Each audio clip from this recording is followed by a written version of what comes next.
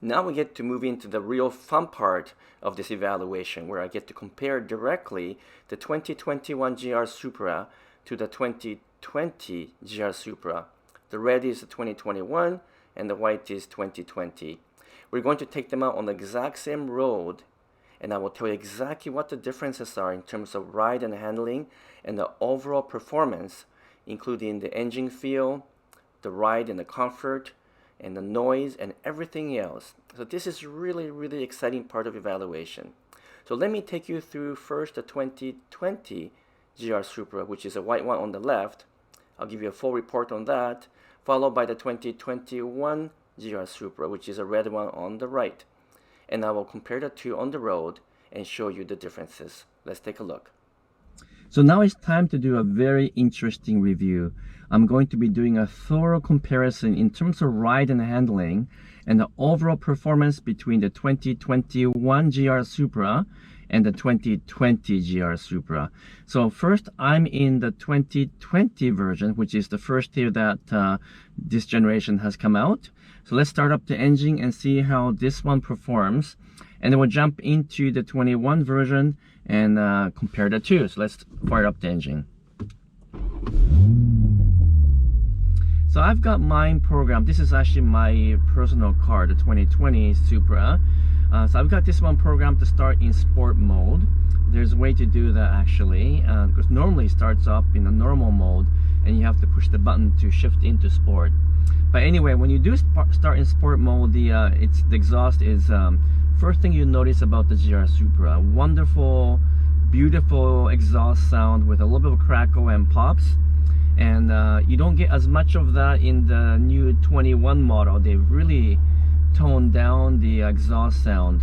So that's one thing that I would miss if I were to change the 2020 Supra to a 2021 model. So right off the bat, when you start the engine, beautiful engine sound. And then as you start to move and drive, of course, the first thing you notice is that the GR Supra, because it's got such a tight package, and the chief engineer Tada-san did everything he can to make this as pure of a sports car as possible.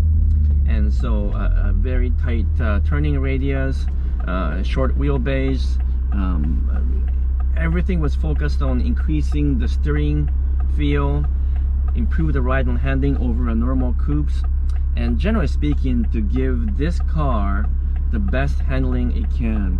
Now I can tell you there's some interesting things to point out. First of all, about this particular GR Supra, and that is that the overall driving and the feel is fantastic. I mean, I would rate it right up there with some of the best sports cars because it's got a very sharp and a clear steering feel. So what I mean by that is that when you're driving the GR Supra, the steering effort isn't all that high, so it doesn't feel heavy like in some sports cars, but it's more like an Alfa Romeo or Porsche feel. It's light, reasonably light, but very quick. You can move the steering wheel left to the right and kind of wiggle it, and it has a really fast, quick response.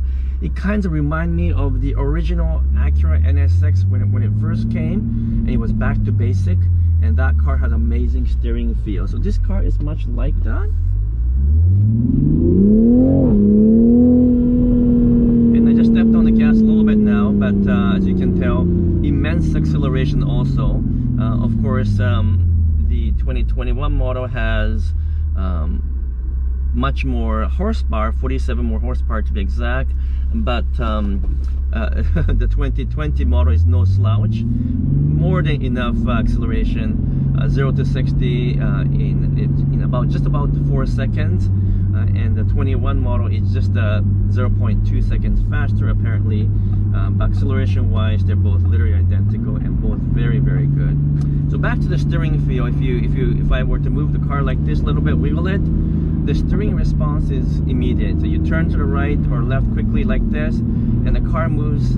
The nose of the car moves left and right away, and you don't get that in a lot of the sports car because they've built in kind of softer feel with the heavy steering. So the steering feels heavy, but it's actually not all that fast to move around. So Tada-san, the chief engineer, did a really great job of making sure this Supra has a very pure steering feel. Now, having said that, if I were to compare to some of the best sports car, and I would name the Porsche 911 and 718 Cayman as the best handling sports cars in the world, then this BMW-based Supra is slightly off.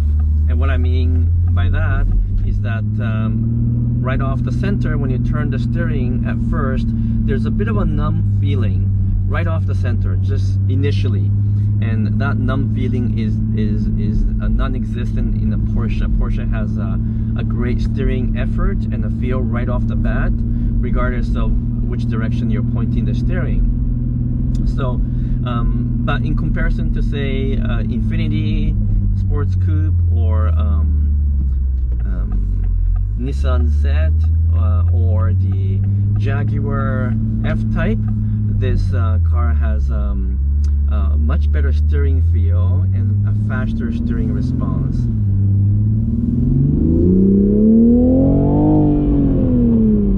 And as I mentioned in part 1, which talks about the sound exhaust, the exhaust sound on the 2020 model is amazing. It's got a great sound, lots of crackles and pops. Sometimes we call it farting or a burble. It has plenty of that sound coming through the exhaust, and you can hear that loud and clear. Now, I know there is a bit of artificial sound coming through the speaker to enhance the exhaust sound, but actually not as much as you think. It's still pretty, most of the sound we hear from the exhaust is actually quite mostly the actual engine or the exhaust sound you're hearing.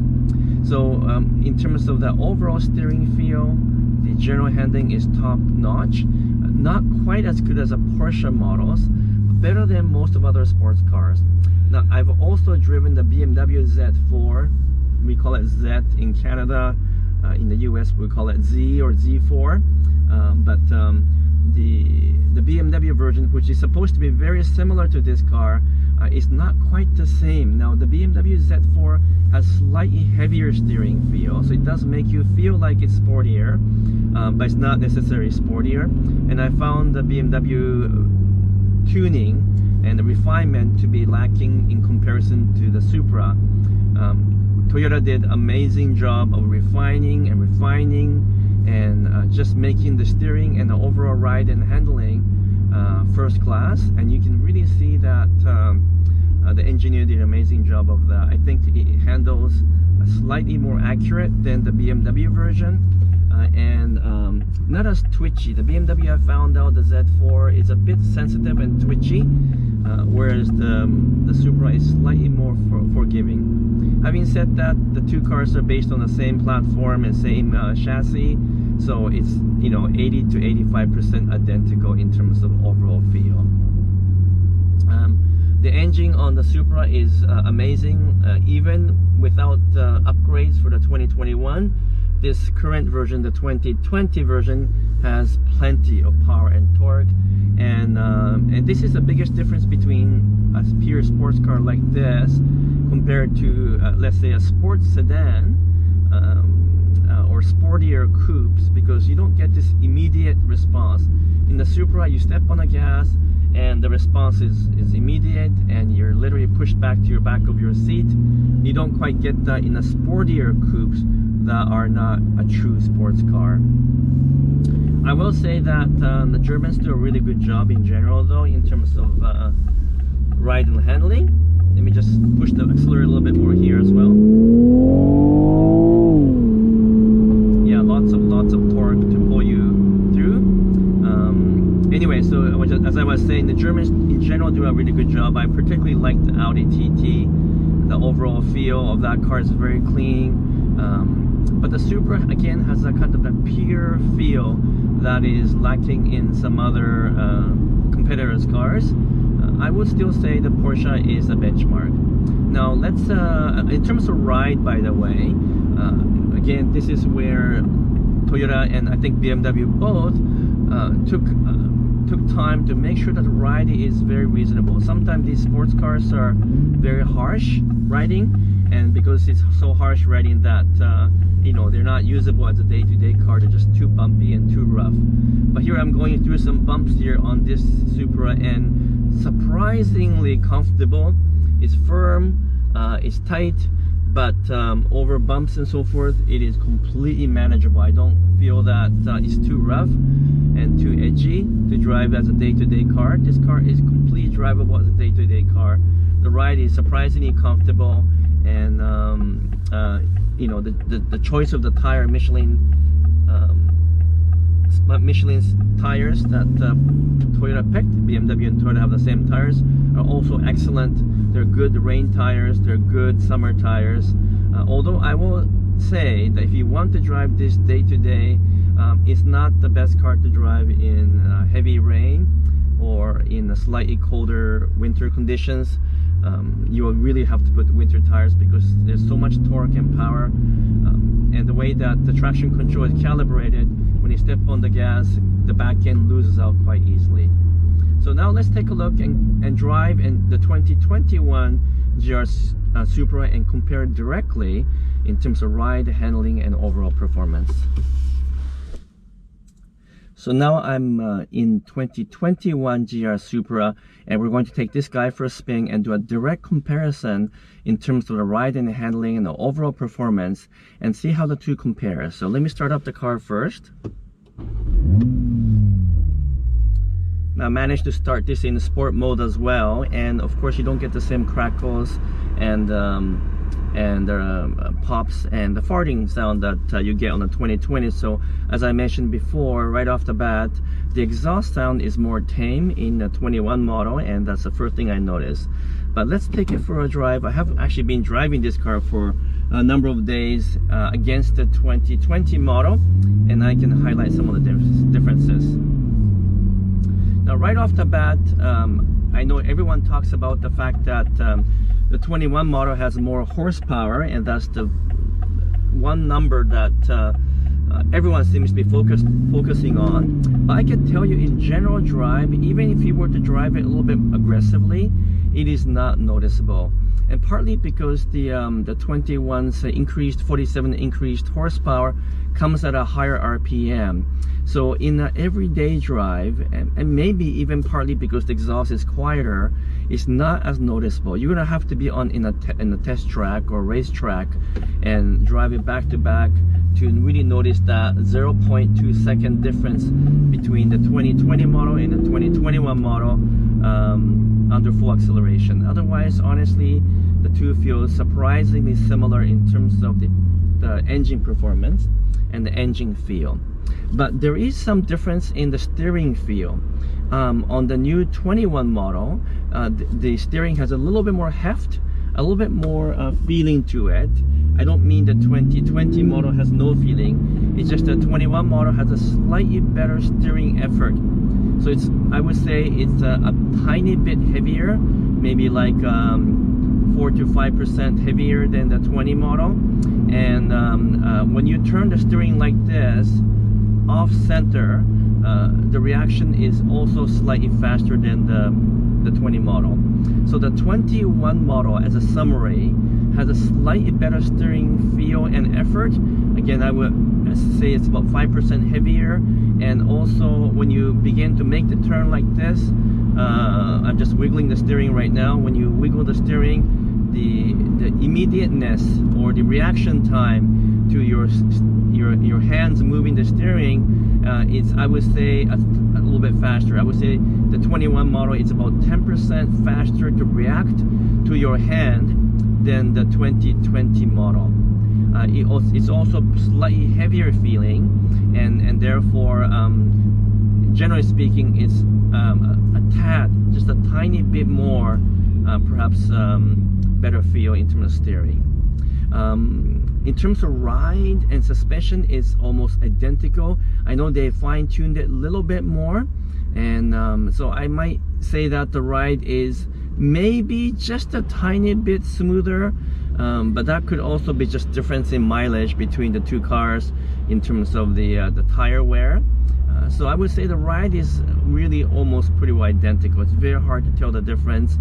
I know that they made some suspension tuning so that in sort of a racetrack environment, the rear end won't come off as easily. It's a little bit more stable. Obviously, we can't do that testing right here in the city. So they have made some fine tuning of the adjustment. But again, day-to-day driving, on an everyday drive like this, is not noticeable in terms of difference. Maybe just a tiny bit, maybe, I don't know, maybe 5%. Suspension feels 5% more refined, and I might even add that it's slightly quieter, but that could be a number of other factors as well.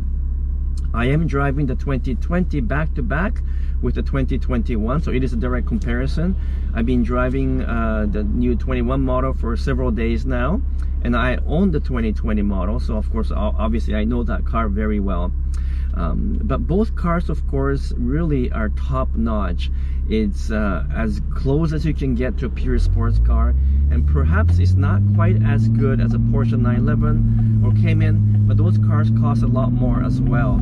So in this price range, it's really hard to beat the value that the Supra provides, and the amount of performance and the fun to drive factor they provides at this price bracket is absolutely shocking, amazing.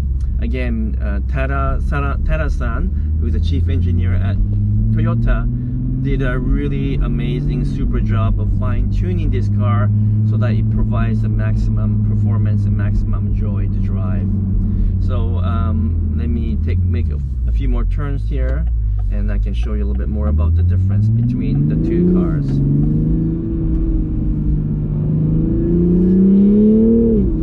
Yeah, so you can tell when you make a slightly sharper turn like this on the 2021 model, as you turn, you get a slightly faster reaction time between the steering and the actual car coming around the corner. So the car seems to be, it feels a little bit more glued to the road compared to 2021. The 2021 is a little bit more twitchy. It's a little bit more sensitive to your acceleration, your steering input.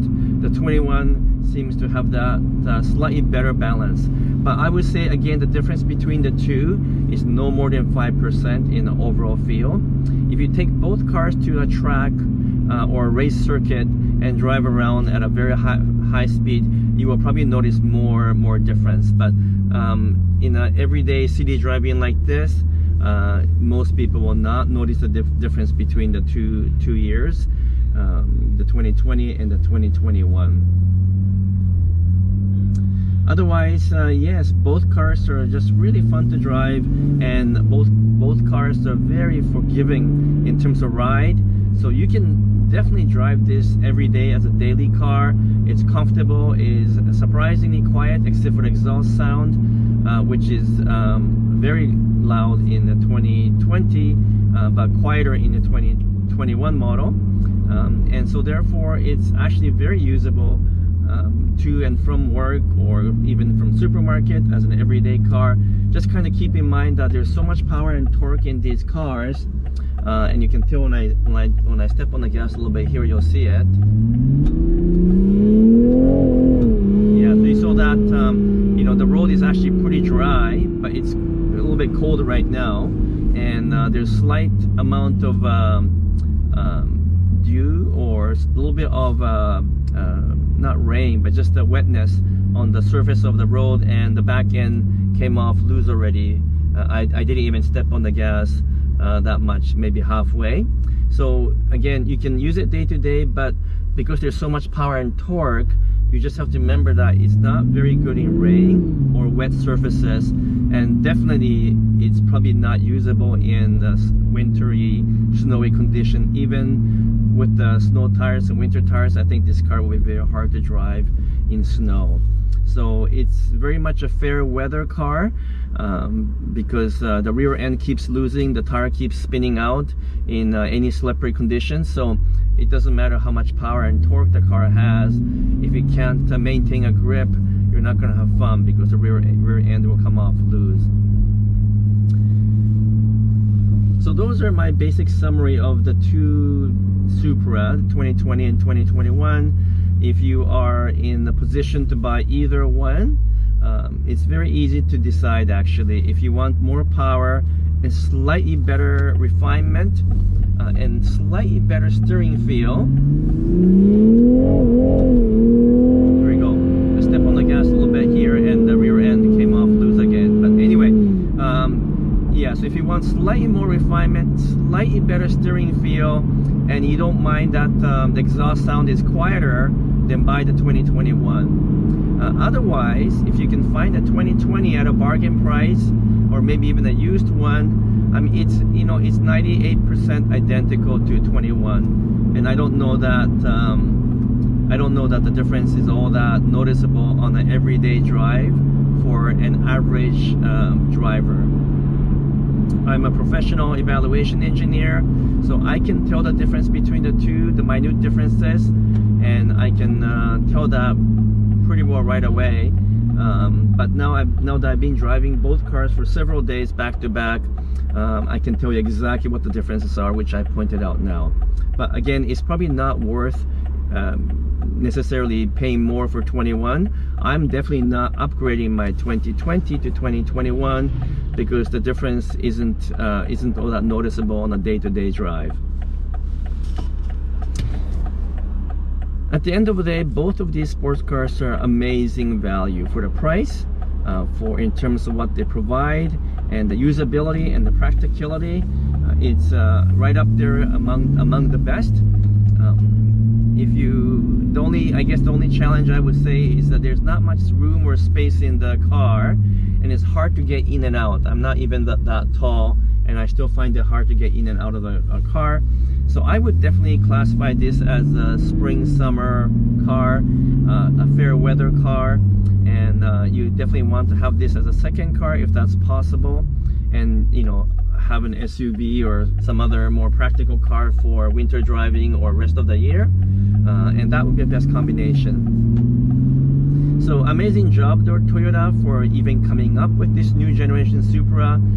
We didn't think this was going to happen, but thanks to collaboration with BMW, both brands were able to reintroduce the two-door sports car, and it's really shocking that they have introduced cars this good for in this price range. So I look forward to continuing to drive both of these cars for several more days, and perhaps I will do another update.